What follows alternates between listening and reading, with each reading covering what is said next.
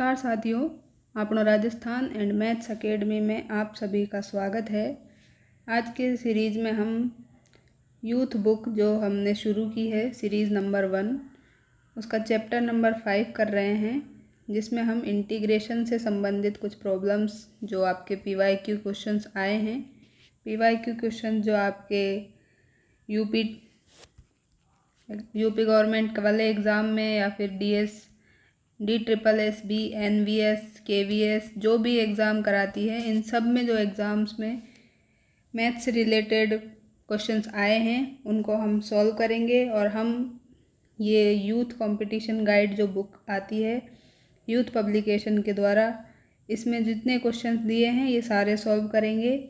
तो चलिए आइए, आज हम इसमें क्वेश्चन नंबर 562 से 572 तक के क्वेश्चन सॉल्व करेंगे। तो चलिए शुरू करते हैं। Question number 562। क्वेश्चन नंबर 562 है, आपको वैल्यू फाइंड करनी है इस इंटीग्रल की, जो कि आपको ये दिया गया है, integration of u d2u upon dx² minus v d2u upon dx² dx की। आपको ये ऑप्शन दिए गए हैं और ये क्वेश्चन UPPSC GIC 2021 और आश्रम पद्धति 2021 में आपसे पूछा गया है। तो चलिए इसको सॉल्व करते हैं। तो ये कैसे सॉल्व होगा, इसको हम सॉल्व करेंगे integration by parts. By parts जो आप इंटीग्रेशन करते हैं उसके द्वारा हम इसको सॉल्व करेंगे। उसमें हम आइलेट फंक्शंस का यूज़ करते हैं। तो यहाँ पर हम फर्स्ट और सेकंड हमें मानना होगा इसको, और फिर हम इसको फर्दर सॉल्व करेंगे। तो चलिए यहाँ सॉल्व करते हैं। Integration of u d2v upon dx² minus v of d2u upon dx² into dx, ये आपको फाइंड करना है। तो यहाँ पे आप देख सकते हैं कि आप फर्स्ट किसको मानेंगे, आप फर्स्ट इसको मान लें और सेकंड आप इसको मान लें। तो अब आप क्या करेंगे, यहाँ से इन दोनों का अलग अलग इंटीग्रेशन करेंगे, इसका अलग और इसका अलग बाय पार्ट्स। तो चलिए पहले इसका कर लेते हैं, साथ में इसका भी कर लेंगे। तो इसमें क्या होता है, फर्स्ट फंक्शन सेम रखते हैं, सेकंड का इंटीग्रेशन करते हैं। तो d2v अपॉन dx² का इंटीग्रेशन करेंगे तो आपको क्या मिल जाएगा, डायरेक्ट लिख रहे हैं dv अपॉन dx मिल जाएगा। फिर माइनस आता है, इंटीग्रेशन का साइन आता है, फर्स्ट जो फंक्शन है उसका differentiation mean du upon dx, और सेकंड का इंटीग्रेशन, तो इंटीग्रेशन क्या मिल जाएगा, अगेन ये मिल जाएगा। तो इसको मल्टीप्लाई कर देते हैं dv अपॉन dx, और इस पूरे का आपको क्या करना रहता है, अगेन इंटीग्रेशन। अब हम इस फंक्शन का करते हैं तो माइनस साइन आएगा, और इसका करते हैं तो इसमें v को फर्स्ट मानेंगे और इसको हम सेकंड, तो v सेम रखेंगे। यहाँ d2u अपॉन dx² का इंटीग्रेशन करेंगे तो du अपॉन dx मिल जाएगा, और यहाँ एक माइनस आता है, माइनस माइनस प्लस हो जाएगा। यहाँ first function dv upon dx और इसका इंटीग्रेशन तो du अपॉन dx, और इस पूरे का क्या करेंगे, इंटीग्रेशन। तो अब आप यहाँ देख सकते हैं ये नेगेटिव है, ये पॉजिटिव है, तो ये क्या हो जाएंगे, कैंसिल आउट हो जाएंगे। आपके पास में क्या बचेगा, आपके पास में टर्म बचेगी u into d v upon d x minus v into d u upon d x. तो ये आपको किस ऑप्शन में दिया गया है, तो ये आपको इसमें दिया गया है, सी ऑप्शन में ये दिया गया है, तो आपका सी ऑप्शन राइट हो जाएगा। तो चलिए मूव करते हैं नेक्स्ट क्वेश्चन पे। क्वेश्चन नंबर 563 आपको क्या दिया है, आपको दिया है द वैल्यू ऑफ इंटीग्रल निकालनी है आपको। 1/4 से 3/4 लिमिट है, π/2 plus sine inverse x divided by 2 cos inverse x plus 3 sine inverse x plus sine inverse 1 minus x d x. ये क्वेश्चन आपका UPPSC द्वारा GIC 2021 में पूछा गया है।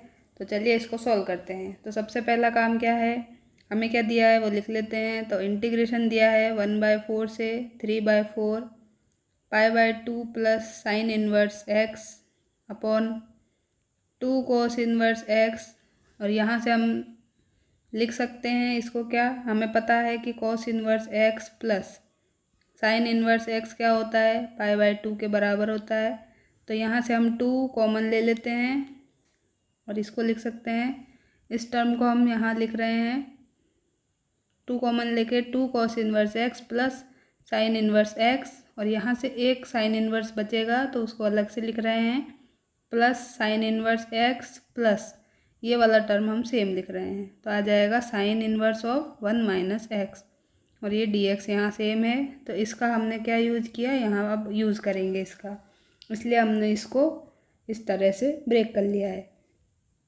तो अब हम इसको लिख सकते हैं आई इक्वल टू 1/4 से 3/4 limit π/2 plus sine inverse x divided by, इसकी वैल्यू पुट कर देते हैं तो आ जाएगा 2 into π/2 plus sine inverse x plus sine inverse 1 minus x, ये आपके पास आ जाएगा, और ये डी एक्स यहाँ सेम चल रहा है, तो ये 2 से 2 कैंसिल हो जाएगा, यहाँ आ जाएगा पाई प्लस साइन इन्वर्स एक्स। इसके बाद देखते हैं, तो अब हम यहाँ लिख सकते हैं आई इक्वल टू 1/4 से 3/4 π/2 plus sine inverse x upon pi plus sine inverse x plus sine inverse of 1 minus x d x.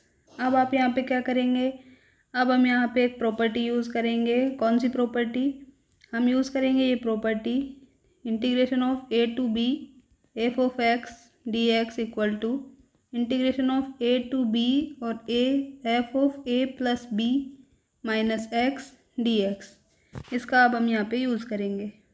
तो देखिए दोस्तों, इस प्रॉपर्टी का यहाँ पे यूज़ करने पे हमें क्या मिलेगा, तो हमें यहाँ से मिल जाएगा आई इक्वल टू 1/4 से 3/4 लिमिट, ये π/2 सेम रहेगा, प्लस यहाँ हो जाएगा साइन इन्वर्स, और ए की वैल्यू क्या है 3/4, बी की वैल्यू ये, तो हम क्या करेंगे 1/4 प्लस 3/4 मीन्स 4/4 मतलब 1, और माइनस एक्स तो 1 माइनस एक्स हो जाएगा, डिवाइड हो जाएगा पाई प्लस साइन इन्वर्स, क्या हो जाएगा a plus b minus x means ये हो जाएगा 1 माइनस एक्स, और यहाँ आ जाएगा sine inverse a plus b minus x means 1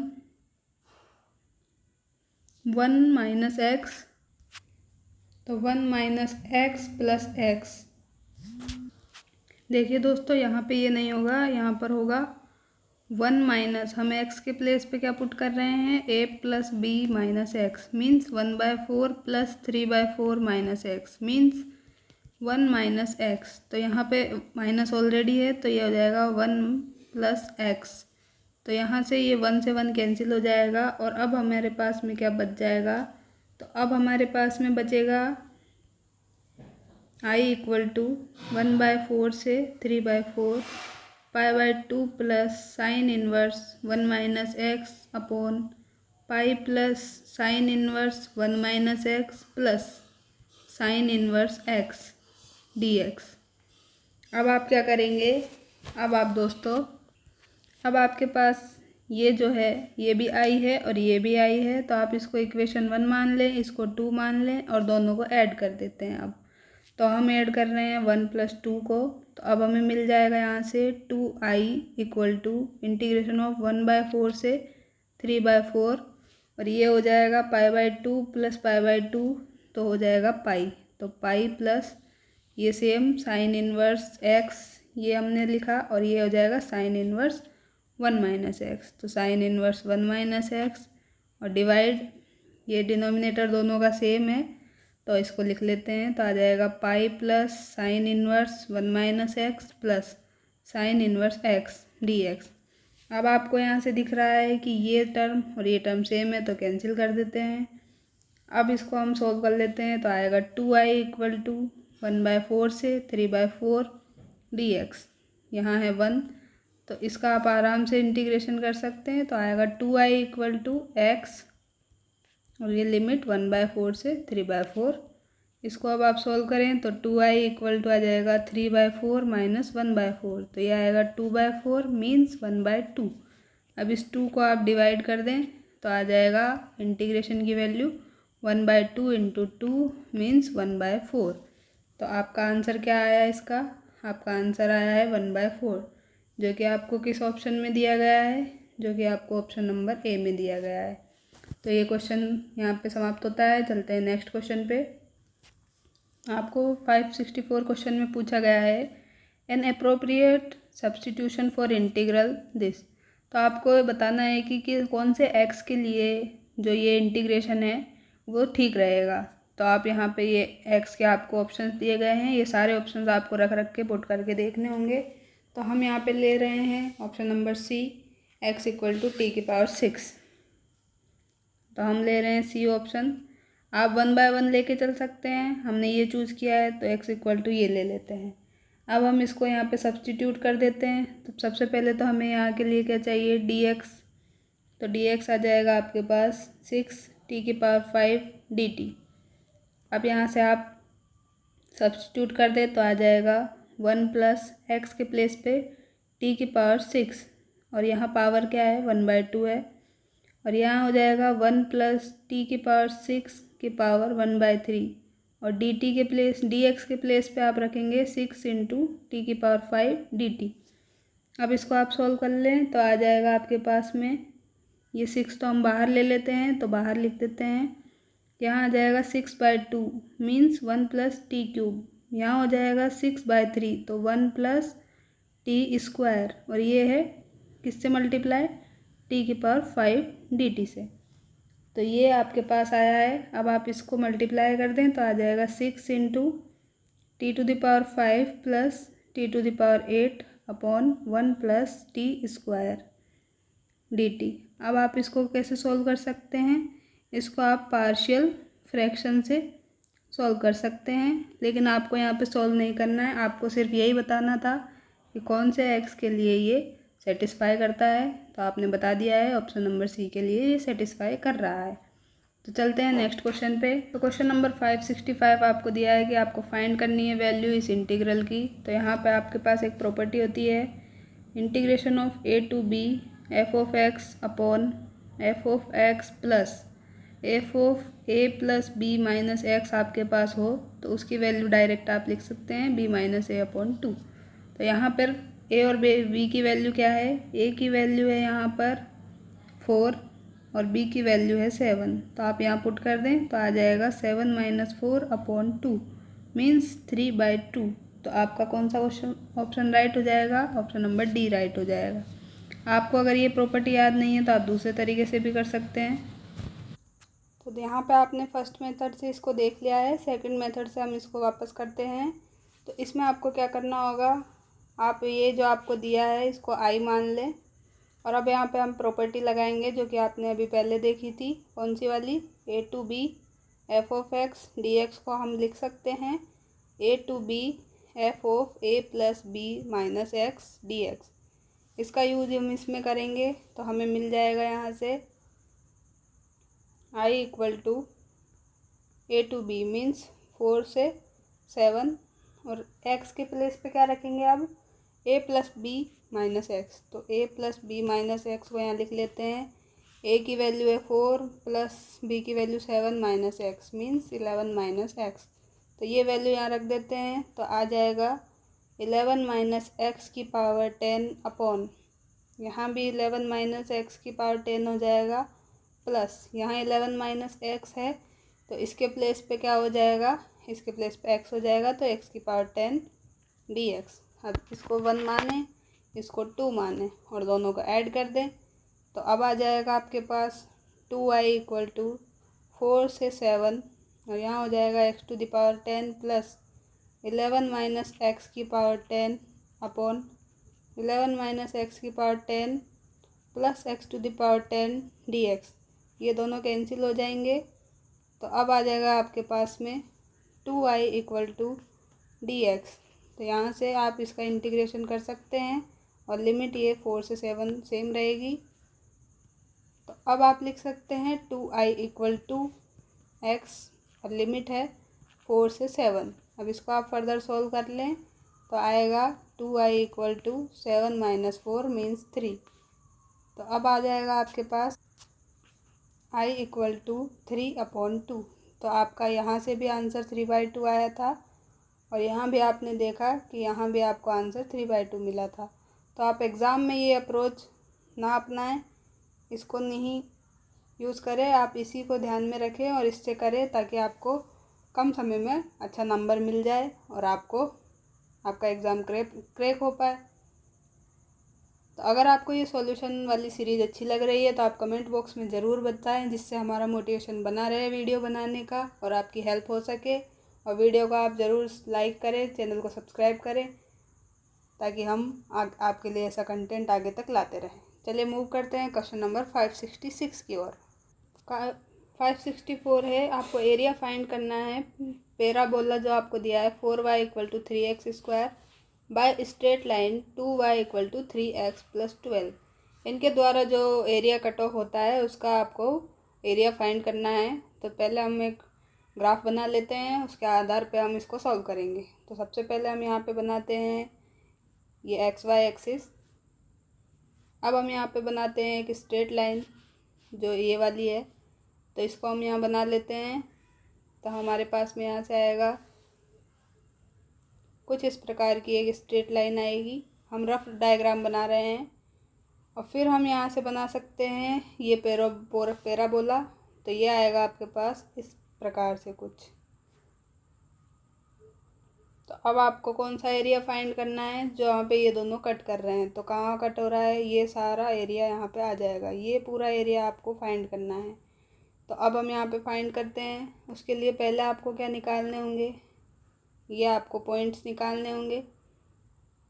ये पॉइंट आपको फाइंड करने होंगे। तो पहले इनको फाइंड कर लेते हैं और यहाँ लिख लेते हैं कि कौन सी लाइन क्या है। तो ये आपकी स्ट्रेट लाइन है जो कि ये दी गई है 2y = 3x+12। और ये आपको जो दिख रहा है ये आपका पैराबोला है 4y = 3x²। अब आपको ये वाला पॉइंट चाहिए, ये वाला पॉइंट चाहिए, तो आप ये वाला पॉइंट निकाल लें। तो आपके पास में क्या आएगा, चलिए फाइंड करते हैं। आपको ये दिया है 4y = 3x²। ये क्या है, पैराबोला है। और स्ट्रेट लाइन क्या दी है, स्ट्रेट लाइन आपको दी है 2y = 3x+12। तो यहाँ से आप इसको इसमें ये यूज़ करेंगे तो इसको लिख सकते हैं 2 × 2y = 3x²। अब 2y की वैल्यू यहाँ से पुट कर देंगे यहाँ। तो अब हमें मिल जाएगा 2 × 3x+12 = 3x²। इसको सॉल्व कर लेते हैं तो आ जाएगा 6x + 24 = 3x²। अब इसका साइड चेंज कर लेते हैं तो आ जाएगा 3x² - 6x - 24 = 0।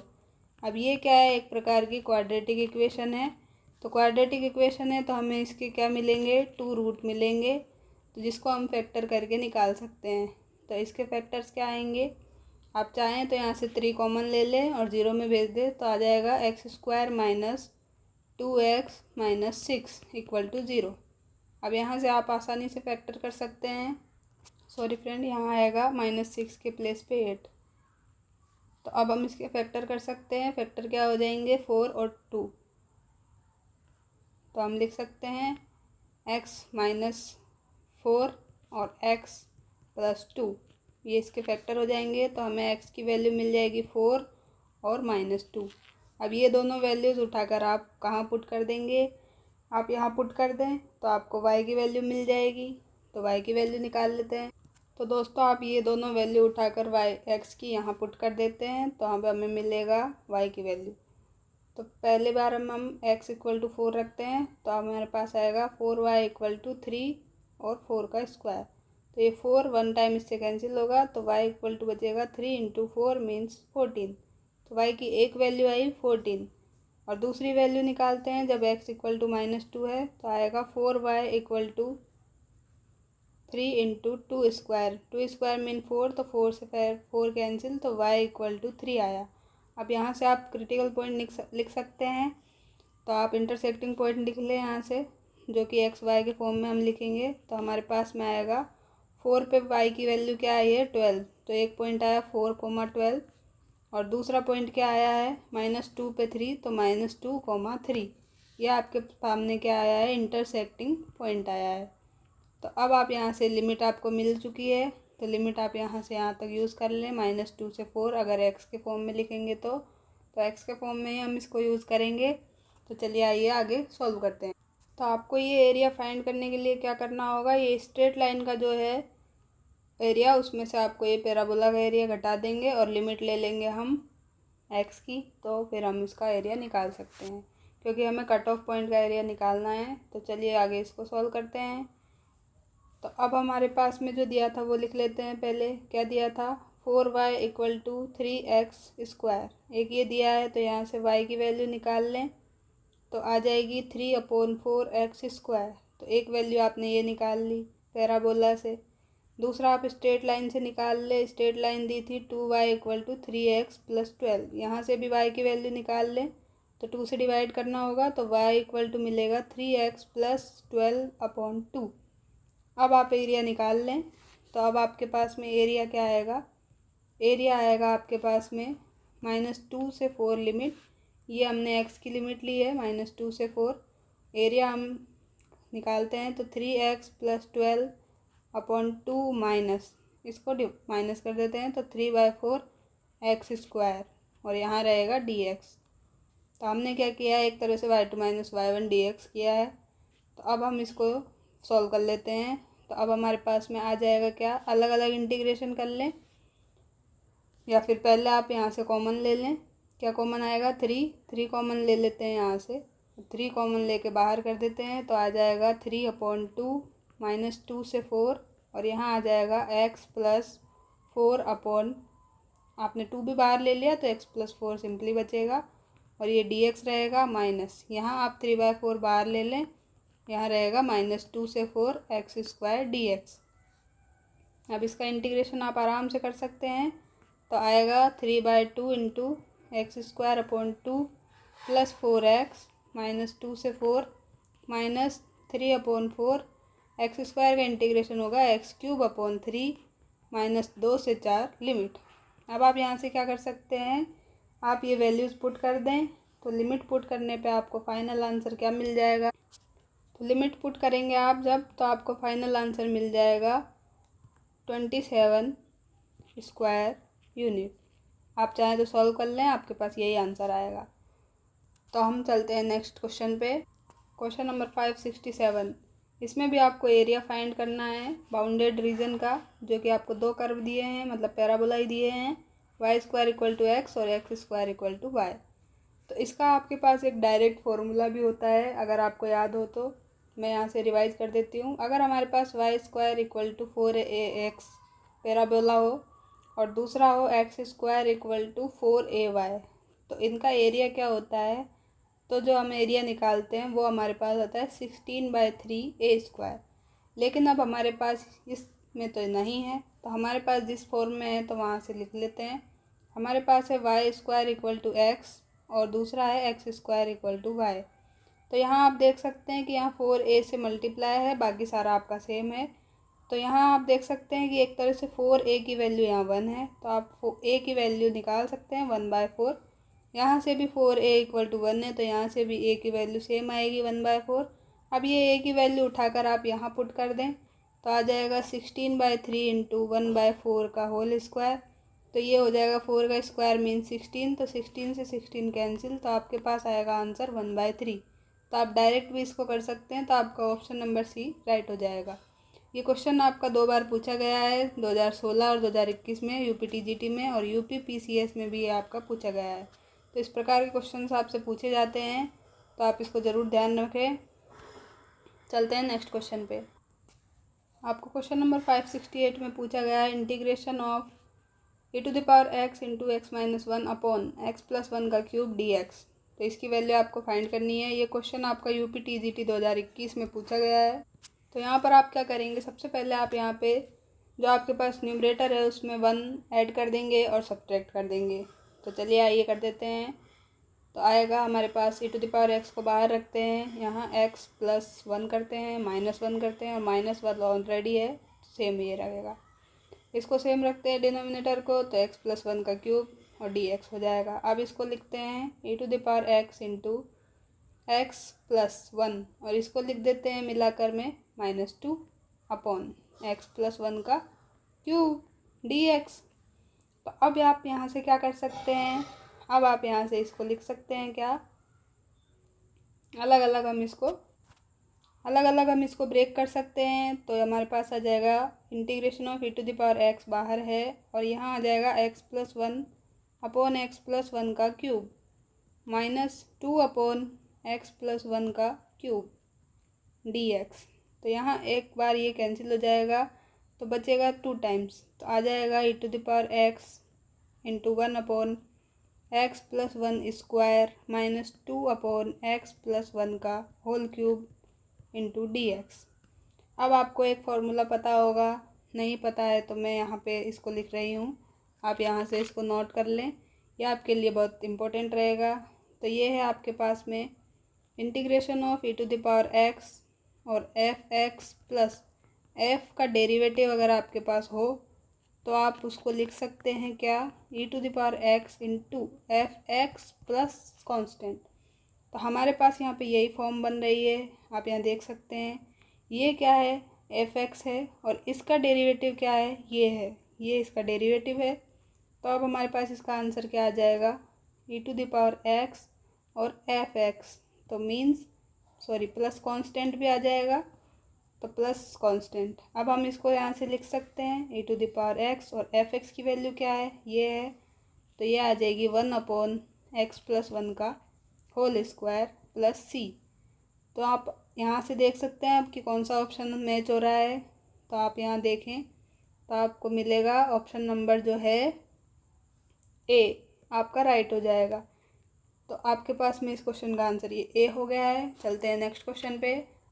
क्वेश्चन नंबर 569 है आपके पास, आपसे इंटीग्रल की वैल्यू पूछी गई है, integral of cot x upon log sin x dx।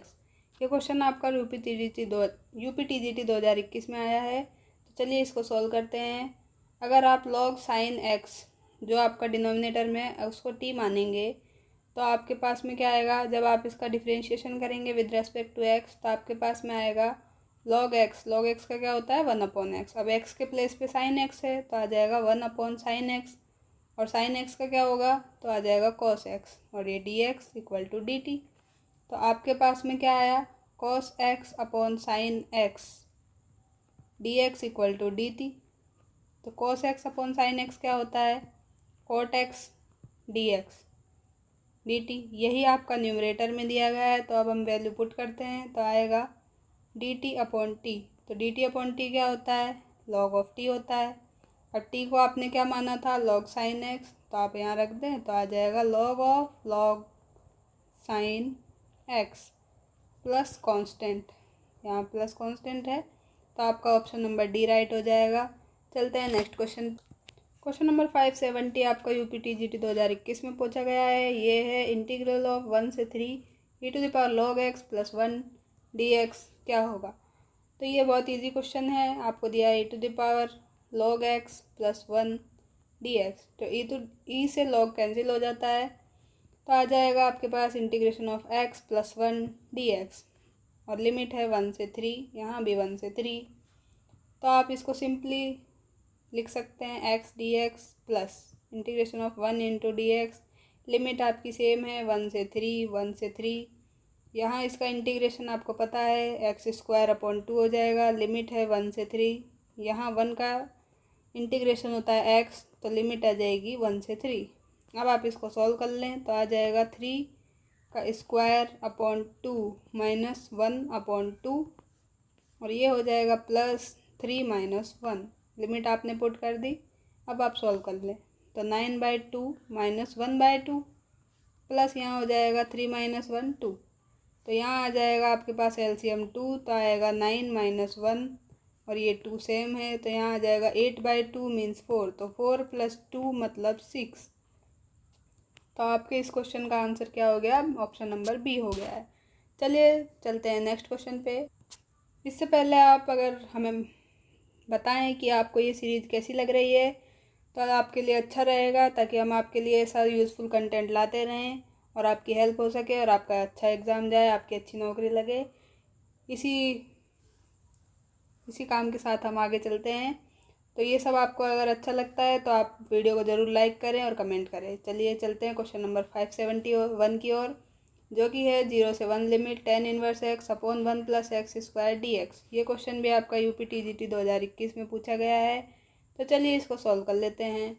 तो सबसे पहला काम आप क्या करेंगे, आपको यहाँ दिख रहा है कि आपके पास क्या है, 1/1 प्लस एक्स स्क्वायर।